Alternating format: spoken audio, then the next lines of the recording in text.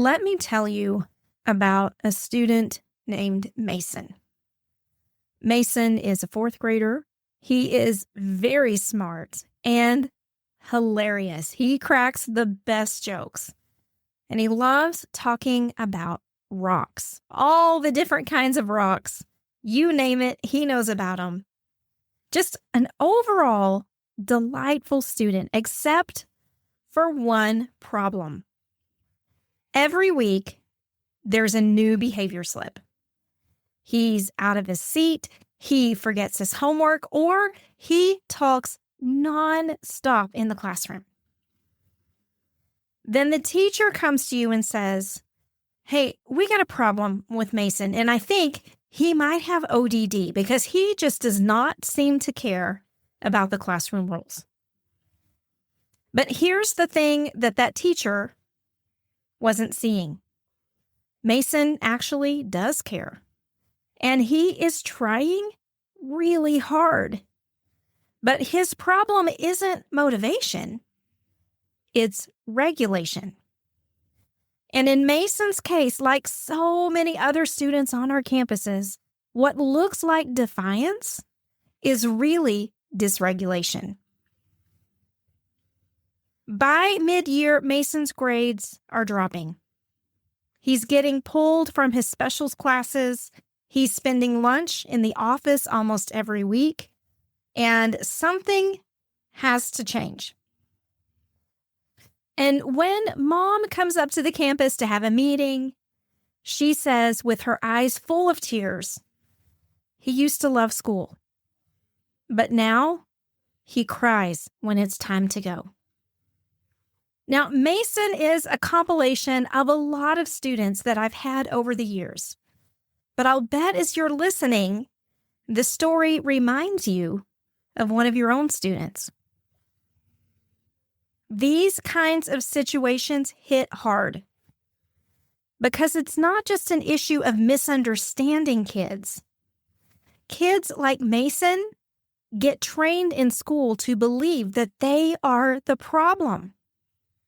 And that's not okay with me. So today I'm really focusing on how we conceptualize and understand ADHD in our schools.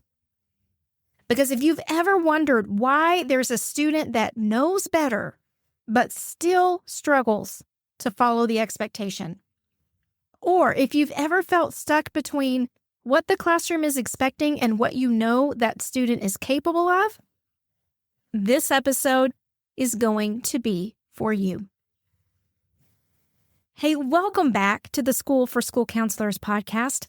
I'm Steph Johnson, a full-time school counselor just like you, on a mission to make school counseling feel more sustainable and more enjoyable. I want your career to be rewarding. I want you to feel capable and confident every day you walk through those doors, and not only work hard, but enjoy the journey along the way. So let's just lay down the gauntlet at the get-go here and start with the most important thought first. And I normally don't do it this way, but I need to make sure this is crystal clear.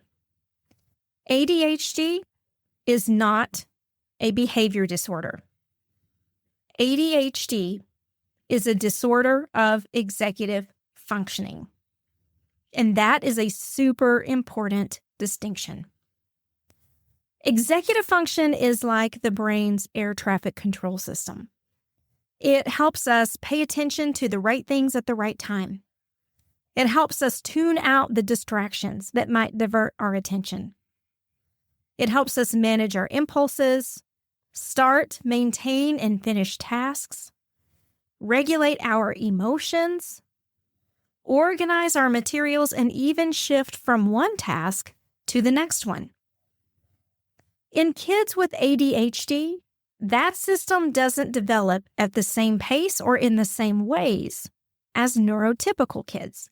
So when you have a student that's blurting out answers every 30 seconds, or leaving their seats 10 times in a class, or forgetting their folder for the third time that week, it's not because they're trying to push anybody's buttons. It's because the mental system that helps them regulate when and how to do those things is impaired. It's like trying to drive your car with GPS, but the GPS keeps cutting in and out. You know the destination you're headed toward, but you're constantly missing the turns. And then you get disoriented, you get frustrated, and you might even give up on the trip altogether. That's what ADHD feels like for students in school. And unfortunately, even though it's pretty prevalent, it's also still very widely misunderstood on our campuses, even when the adults on those campuses are the most well-meaning, empathetic people in the world. When we mistake dysregulation for defiance, we tend to respond with discipline instead of support. And then we end up chasing compliance instead of teaching capacity. That's a very important distinction. According to the Centers for Disease Control, about 1 in 10 children in the U.S. have been diagnosed with ADHD. I've seen numbers as high as 14%. And if you work on a campus that's a Title I campus or a campus with limited access to pediatric care, the actual number is probably higher. And when we're talking about girls, they are historically underdiagnosed. What that means to you as a school counselor is that many of the kids that you've been asked to see for things like anxiety or behavior or apathy may actually be walking around with undiagnosed ADHD. And the longer we miss that, the more shame they begin to internalize, because they begin to decide that they're the problem. And y'all, that's why our work matters. In the DSM-5, which is the Diagnosis Manual for Mental Health Concerns, ADHD is categorized into 3 presentations. One is the type of presentation that we normally see and can identify pretty quickly.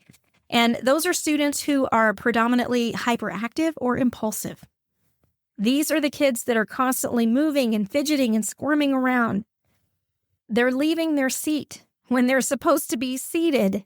They talk excessively. Sometimes they get so excited they start blurting out answers, and they have difficulty waiting their turn. They're often interrupting others. That's what we generally conceptualize when we think about ADHD. But there are other presentations too. One of them is predominantly inattentive. These kiddos often fail to give close attention to the details. They have difficulty sustaining attention in tasks. They kind of wander off a little bit. They don't seem to listen when we're speaking to them directly. It's almost like they're in another place. They're easily distracted and often forgetful in their daily activities. This is a type that we often see in these undiagnosed girls because they are compliant, complacent, and they're able to do just enough to get by. So they never really sound out the alarm bells for teachers. And then the third classification of ADHD in the DSM-5 is a combined presentation. That's when students meet the criteria for both kinds, the hyperactive impulsive and inattentive, and they meet those criteria for 6 months. Now, there are other constraints to the diagnosis of ADHD as well, and we're not going to get into those because as school counselors, we don't diagnose students and we shouldn't be attempting to do that. But it's important to note that this kind of diagnostic criteria helps standardize identification. People often want a label to the situations they're seeing, right? But we also know, especially in our line of work, that students' symptoms can also be heavily influenced by context, environment, and co-occurring conditions. That's why our observations and collaborative abilities as school counselors are so important to our schools. Studies suggest that children with ADHD may experience up to a 30% delay in the development of the prefrontal cortex. And if you remember from all your counseling courses, that's the part of the brain that is responsible for these executive functions that we've been talking about. That means a 10-year-old might be functioning more like a 7 or 8-year-old when it comes to organization, impulse control, and time management. Let's put that in perspective for a minute. 10 years old is the start of the 5th grade. 7 years old is the start of the 2nd grade. If we take a student with 2nd grade organizational skills or impulse control skills and put them in a 5th grade environment, they're going to have some significant challenges, right? And when we're asking them to sit still, take notes, complete multi-step tasks, and even manage their materials independently, if we do that without scaffolding, we are setting them up to fail. And I would bet that's a lot of what you're seeing with a lot of your so-called behavior problems on your campus right now. So let's talk about how students perform in school versus what they know they're supposed to be doing. Because that's one of the biggest misconceptions that you're going to find on a school campus. That ADHD is about not knowing what to do. And the reality is that's just not true. It's not about not understanding the expectation. It's about legitimately not being able to perform to that expectation. Dr. Russell Barkley says, ADHD is not a disorder of not knowing what to do. It's a disorder of not doing what you know. Think about that for a minute. Because that reframes almost every ADHD conversation that's happening in schools right now. We have to understand that ADHD is a performance disorder, not a knowledge problem and not a behavior problem. And once we understand that it is a performance disorder, we stop asking things like, why are they doing this? I already told them what to do. And we start thinking, what's getting in the way of them doing that right now? And what's usually missing is working memory, inhibition, or emotional regulation. It's not about motivation, friend. It's about timing and pressure and capacity. And it's a lot like the stories we often tell our students in our school counseling offices when we're explaining how the brain works and about how fight, flight, and freeze work. We've probably all shown our students the hand model of the brain. And we've probably all asked, if I walked down the hallway right now and saw a tiger or a bear getting ready to come after me, what would I do? Right? I know you've had these conversations with your students. But turn it around on yourself. If I asked you to do a math problem while you're being chased by a bear, you might know how to do that math problem, but your brain isn't built to access that skill in a moment of high stress. And that's what ADHD feels like. If that classroom gets too fast or too loud or too unstructured, students cannot access the skills they need. And really, that kind of speaks to where things fall apart in schools. Because as adults, we tend to assume that once we've taught the skill to the student, once we've explained the rule, handed out the worksheet, reviewed the poster, even talked about coping skills or provided a worksheet about organization, that students should now be able to demonstrate that behavior on demand. But when executive functioning is involved, that's not how learning works. Putting a kid in a counseling small group and talking about setting goals is not the same as remembering how to set those goals in the middle of 6th period, especially when that class is going bonkers. It's the same with our behavior charts, our sticker charts, our token economies, or our calm down corners. We're giving zero instruction regarding those, and we're expecting kids to catch on. But without coaching or guided practice, these tools don't teach regulation. Really, they just track dysregulation. And if we're getting real about this, they can also cause a lot of harm. Because if I'm a student with ADHD and I keep getting the same organization worksheet, or I'm being admonished about, why didn't you go to the calm down corner? Why didn't you use your coping skills? What I start internalizing is, I'm the problem. I already know what to do, but I keep messing it up. Something is wrong with me. And over time, that turns into shame. And y'all, we cannot shame kids into better executive functioning. We just can't do it. But we can scaffold them into it. And lucky for us, this is where school counselors can really shine. Because if ADHD students don't need the what to do as much as they need the how to do it, we can walk in and model how to use a checklist in the real environment. We can push into that classroom to support. We can assist the student in practicing emotional regulation before the blow-up happens. Or we can implement and support visual prompts or specific language or consistency in approach long enough that they can build the habit in all their classrooms. Let me see if I can explain what I mean. Say we have a student who could explain the entire process for turning in their homework. This may or may not be my own child. She knows exactly where to turn this paper into.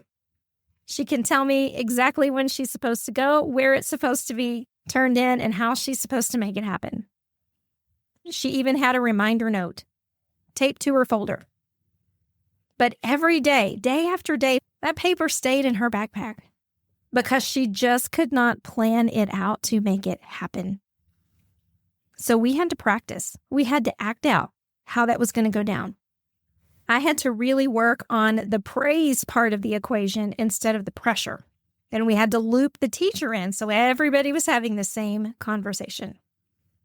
And after a couple weeks of doing that, not only has she turned in that one paper, but she was turning in all of her work.